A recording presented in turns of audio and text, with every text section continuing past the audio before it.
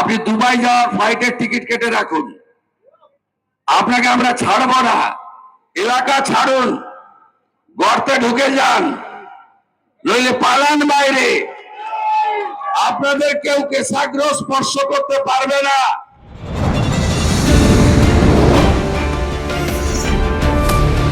बांटेगा तो काटेगा, एक रहेगा तो नेक रहेगा। এটা বাংলাতে খুব দরকার।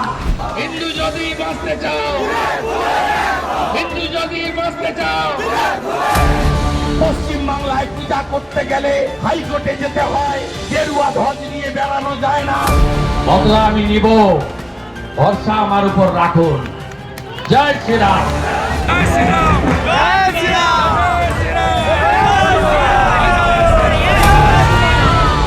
৬৫ ভাগ হিন্দুকে এক করেছিলাম।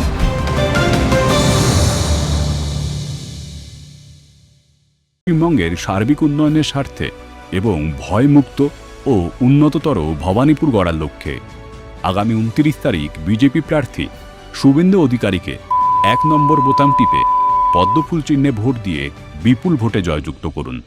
পাল্টানো দরকার, চাই বিজেপি সরকার। পাল্টানো দরকার, চাই বিজেপি সরকার। भारत माता की जय जय श्री राम, जय जय श्री राम। काली माता की हिंदू हिंदू हिंदू हिंदू।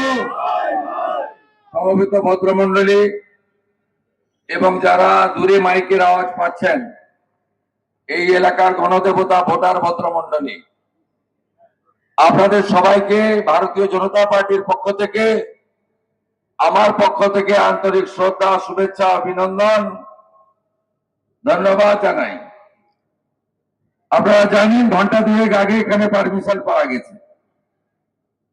কালকে আমি জনসংযোগে এসেছিলাম, ভবানীপুর থানার পোর্শনে মাত্র 400 মিটার পারমিশন দিয়ে কালীঘাট থানার পোর্শনে আমাকে পারমিশন দেওয়া হয়নি।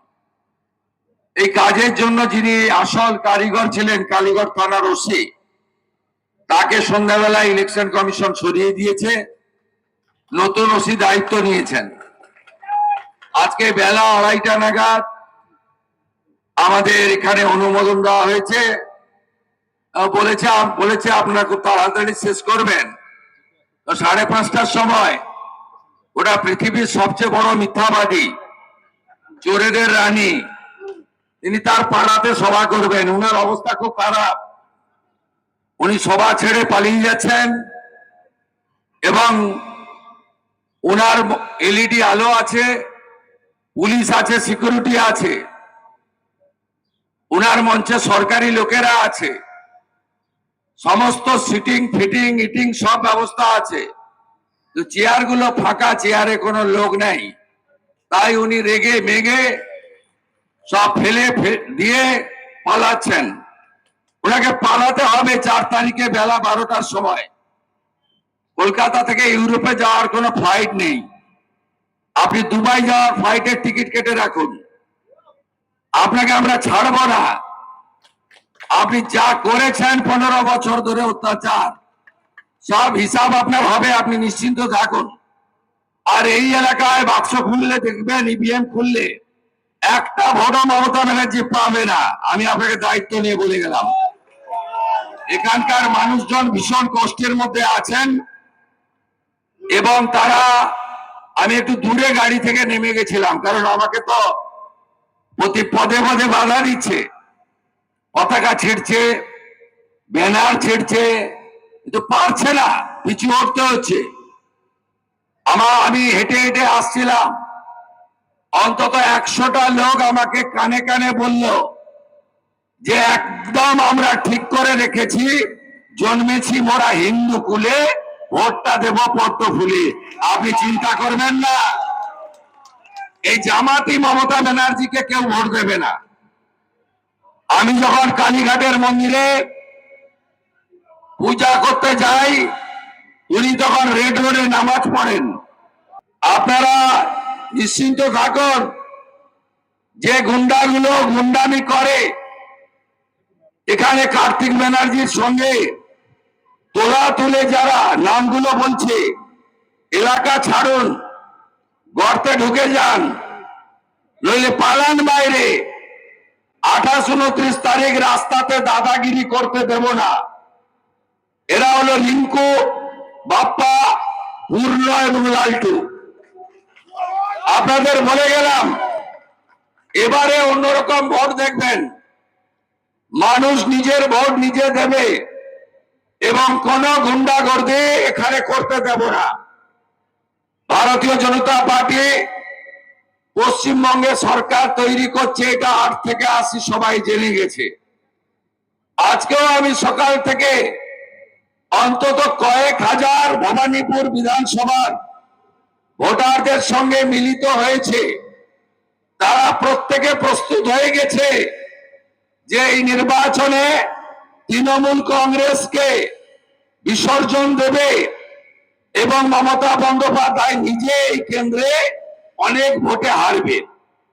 এখানে কার্তিক ব্যানার্জি সহ মমতা ব্যানার্জির চোরেদের যে ফ্যামিলি, যারা 38টা প্লট দখল করেছে হরিশ মুখার্জি, হরিশ চ্যাটার্জি স্ট্রিটে, এই এলাকায় জমি কেনা, জমি বেচা, এখানে খালি জমি পড়ে থাকা, এমনকি সরকারি স্কুল বন্ধ করে প্রমোটিং করা, পুরো এলাকা জুড়ে এই কাজগুলো এরা করে চলেছে। আর এখানকার যে সাধারণ মানুষরা রয়েছেন কালীঘাট, পটুয়াপাড়া অঞ্চলে, তাদেরকে উচ্ছেদের ভয় দেখাচ্ছে। আপনারা আমার কথা রেকর্ড করে রাখুন এলাকাবাসী। আপনাদের উচ্ছেদ তো দূরের কথা, আপনাদের জমির কাগজ তৈরি করে দেওয়ার কাজ আপনাদের ভাই শুভেন্দু অধিকারী করবে। আপনাদের কেউ কেশাগ্র স্পর্শ করতে পারবে না। আপনারা সবাই মিলে 29 তারিখে 1 নম্বর ইভিএম এ বোতাম টিপে আপনারা ভারতীয় জনতা পার্টিকে জেতাবেন। ইভিএম এ আমার 1 নম্বরে নাম আছে, মমতা ব্যানার্জির নাম আছে 2 নম্বরে। নন্দীগ্রামেও মমতা ব্যানার্জি 2 নম্বরে ছিলেন, আমি 1 নম্বরে ছিলাম। ভবানীপুরেও মমতা ব্যানার্জি 2 নম্বরে আছেন এবং 4 তারিখে গণনার দিন 2 নম্বরেই থাকবেন। 1 নম্বরে যাওয়ার কোনো সুযোগ উনার নেই। আপনাদের সকলকে বলবো, আমাদের ভারতীয় জনতা পার্টি কর্মী যারা ওদিকে দাঁড়িয়ে আছেন চলে আসুন, ওখানে আসুন এদিকে। আমি আপনাদের কাছে একটা কথা বলতে চাই, 15 বছর আপনারা আপনাদের এমএলএ কে দেখতে পাননি। আপনারা এই ভাইকে জেতান, 8টি ওয়ার্ডে এমএলএ কার্যালয় চালু করে এমএলএ কেমন হয় আপনারা বুঝতে পারবেন এবং ভবানীপুরের মানুষের সঙ্গে থেকে আপনাদের অত্যাচার অবিচার বদলে দিয়ে আপনাদের উন্নয়ন এবং আপনাদের ভালো রাখার কাজটা আমি আগামী দিনে করতে চাই।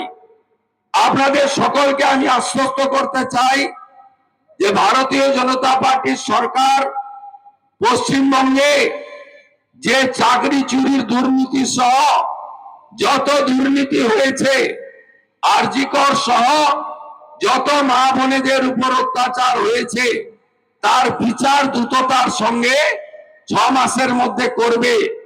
পুলিশকে ক্যাডার বানিয়ে শান্তনু সিনহা বিশ্বাসদের মতো চোরেদের, তোলাবাজদের দিয়ে পুলিশকে যে রাজনৈতিককরণ মমতা ব্যানার্জি করেছে, তার বাড়ির বাজার করানো থেকে শুরু করে যেভাবে পুলিশের অধঃপতন মমতা ব্যানার্জি ঘটিয়েছে, সেখান থেকে এই পুলিশকে ডিসিপ্লিন অর্গানাইজেশনে পরিণত করে আগামী দিনে ভারতীয় ন্যায়সঙ্গতা আইনকে সম্পূর্ণভাবে কার্যকর করব। এই এলাকায় যারা সরকারি কর্মচারী, শিক্ষক, অবসরপ্রাপ্ত পেনশনার্সরা থাকেন, তাদের প্রতি আমার আবেদন, ভারতীয় জনতা পার্টি এলে 45 দিনের মধ্যে 7ম পে কমিশন চালু করে ডিএ প্রদান করা আমাদের দায়িত্ব।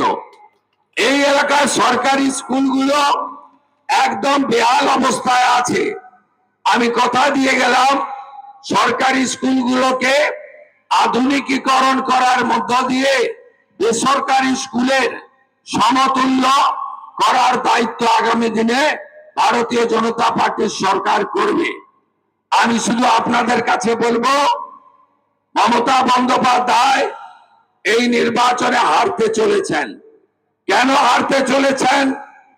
শুধু ভবানীপুর নয়, গোটা রাজ্যে গত 15 বছর ধরে যেভাবে বাংলাদেশি মুসলিম অনুপ্রবেশকারী ঢুকিয়ে তিনি জনবিন্যাস বদলে দেওয়ার কাজ করেছেন, যেভাবে লক্ষ লক্ষ হাজার হাজার ছেলে মেয়ের চাকরি চুরি করে আজকে শিক্ষিত বেকার যুবক যুবতীদের পথে বসিয়েছেন, যেভাবে RG Kar, Kasba law college, Durgapur medical college সহ কোন মা বোন বেটি এই রাজ্যে সুরক্ষিত নয়।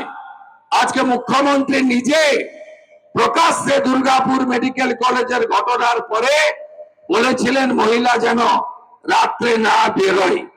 এই জায়গা থেকে বাংলাকে বের করে আনতে গেলে ভারতীয় জনতা পার্টিকে জেতাতে হবে এবং ভবানীপুর বিধানসভা কেন্দ্রে আপনারা বিজেপি প্রার্থী হিসেবে আমাকে আশীর্বাদ করবেন।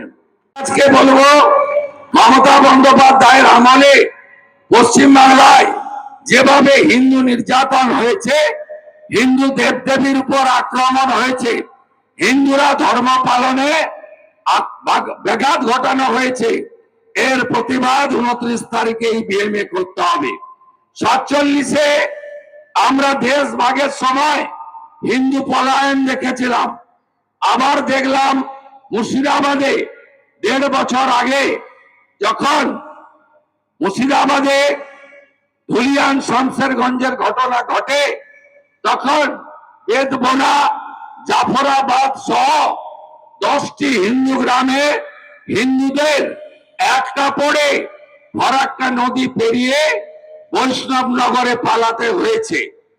মমতা বন্দ্যোপাধ্যায় শুধু মুর্শিদাবাদ নয়, মালদার মোথাবাড়ি থেকে, মুর্শিদাবাদের বেলডাঙ্গা থেকে সামনেই মহেশতলা, সেখানে বিধর্মীদের হাতে তুলসী মঞ্চ পর্যন্ত আক্রান্ত হয়েছে পুলিশের সামনে।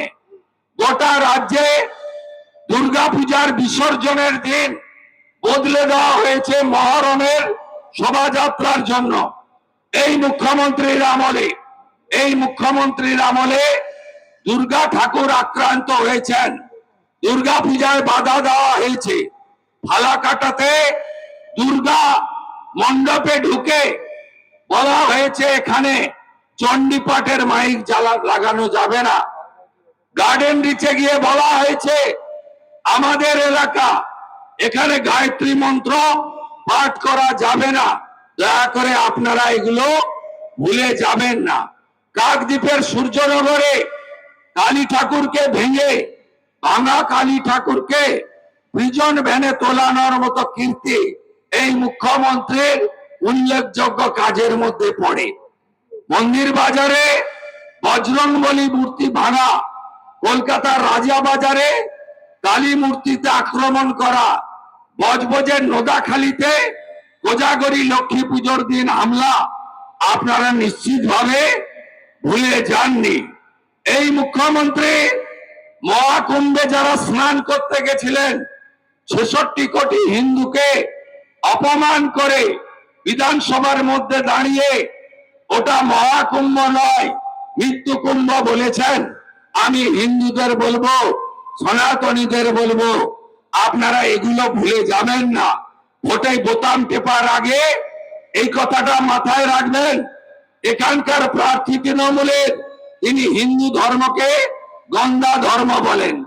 492 সাল লড়াই করার পরে 3 লক্ষ শহীদ হওয়ার পরে সুপ্রিম কোর্টের নির্দেশে আমরা রাম মন্দির পেয়েছিলাম।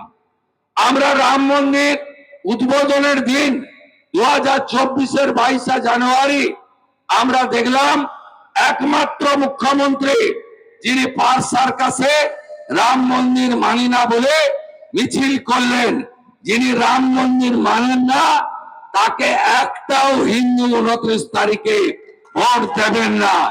আমি আপনাদের কাছে এই বিনীত আবেদন করতে চাই। অভয়ার মা আজকে বিজেপির প্রার্থী, বলছে আমার মেয়ের মৃত্যুর জন্য দায়ী পুলিশ মন্ত্রী মমতা ব্যানার্জি। আজকে সন্দেশখালী মমতা ব্যানার্জি শাহজাহানের পক্ষে, আর যারা অত্যাচারিত মহিলারা তাদের মধ্যে রেখা পাত্র আজকে হিঙ্গলগঞ্জে বিজেপির প্রার্থী। আজকে উড়িষ্যার কন্যা যখন দুর্গাপুরে ধর্ষিতা হন, মুখ্যমন্ত্রী বলেন সন্ধ্যার পরে যাতে কেউ না বেরোয় মহিলারা। আজকে সেই দুর্গাপুরে উড়িষ্যার কন্যাকে তার বাবা বাড়ি ফিরিয়ে নিয়ে যান আর বলেন যে আমার পশ্চিম বাংলায় কোন কন্যা সুরক্ষিত নয়। তাই মমতা বন্দ্যোপাধ্যায়কে একজন মহিলা ভোট দেবেন না।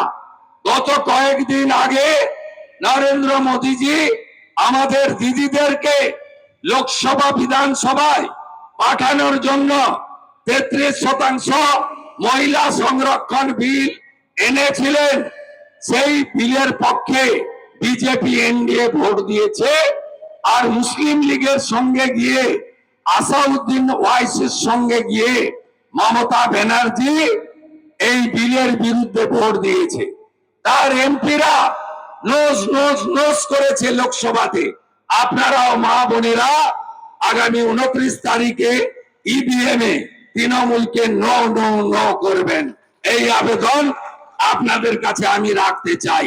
ভয় একদম পাবেন না। আমি শুভেন্দু অধিকারী নন্দীগ্রামের আন্দোলন না করলে ইনি দিদি থেকে দিদিমা হয়ে যেতেন, কোনোদিন মুখ্যমন্ত্রী হতে পারতেন না। ভয় পাবেন না, একদম ভয় পাবেন না। গোটা এলাকার মানুষকে মমতা ব্যানার্জি, তার ভাই কার্তিক ব্যানার্জি, তার ভাইয়ের স্ত্রী কাজরি ব্যানার্জি, এখানকার কাউন্সিলর, এই গুন্ডাগুলো রিঙ্কু বাপ্পা পূর্ণ লালটুদের নিয়ে ত্রাসের রাজত্ব তৈরি করে রেখেছে। আমি আপনাদের বলে গেলাম নরেন্দ্র মোদীজি বড় গ্যারেন্টার, আমিও ছোট গ্যারেন্টার থাকলাম। আপনারা কেউ ভয় পাবেন না। গোটা এলাকায় মানুষকে বাড়ি তৈরি করতে দেয় না, ঘর সারাতে দেয় না। মুখ্যমন্ত্রী কেন এখানে থাকবেন? তার তো সৌজন্যতে 100 কোটি টাকা খরচ করে প্রাসাদের মতো গেস্ট হাউস বানানো আছে। এই এলাকার মানুষ পুলিশের অত্যাচার, নিরাপত্তার অজুহাত, গার্ডরেল আজকে চরম জায়গায় গেছে। এই পটুয়াপাড়া মূর্তির জন্য বিখ্যাত। এখানে মূর্তি কিনতে আসতে আর বের করতে কেউ পারে না, এত পুলিশি অত্যাচার। শাখারিপাটারও একই অবস্থা। কালীঘাটের পুরো নালা দখল করে নিয়েছেন। আপনি যা যা করেছেন এর উত্তর এই এলাকার জনগণ আগামী 29 তারিখ ইভিএম এ দেবে। আপনাদের সকলের আশীর্বাদ চাইছি। আপনারা জেতাবেন তো? বিজেপিকে জেতাবেন? বিজেপিকে জেতান। আমি কথা দিয়ে গেলাম, যত বেআইনি কাজ এই চত্বরে করেছে সবকা সাথ সবকা বিকাশ তো হোগা, চোরেদের হিসাব भी होगा। হিসাব হবে। আপনাদের সকলকে আমি অনুরোধ করব, আপনারা সবাই অনেকে দূরে দাঁড়িয়ে দাঁড়িয়ে বক্তৃতা শুনছেন, আমি দেখতে পাচ্ছি। অনেকে বাড়ির ছাদ থেকে বক্তৃতা শুনছেন। আমি জানি অনেকের দেহ দিকে থাকলেও মনটা আমাদের দিকে আছে। আপনারা ওদেরকে চোখ মারবেন আর ভোটটা পদ্ম ভুলে দেবেন।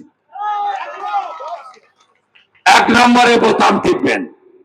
আর 29 তারিখ সব বুথে ঘুরে বেড়াবো, চৌকিদারের কাজ করব। এর আগে যেভাবে ভবানীপুরের ভোট দেখেছেন, এবারে সেভাবে ভোট হবে না, হবে না, হবে না। মমতা ব্যানার্জি 21-এ হেরেছে, 26-এও হারবে, হারবে, হারবে, হারবে। আপনাদের পরিশেষে বলবো, 15 বছর চোরকে দিলেন, 34 বছর বাম, 5টা বছর রামকে দেওয়ার বিনম্র আবেদন জানালাম।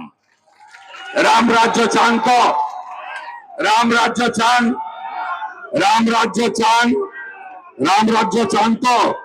রাম রাজ্য যদি চান বিজেপি কে ভোট দিন। 1 নম্বরে ভোট দিন। রাম রাজ্য চান তো সবাই? जय जय श्री राम, जोर से बोलो जय श्री राम। ভোট দেবেন কোনখানে? ভোট দেবেন কোনখানে? 1 নম্বর বোতাম টিপে ভোট দিন।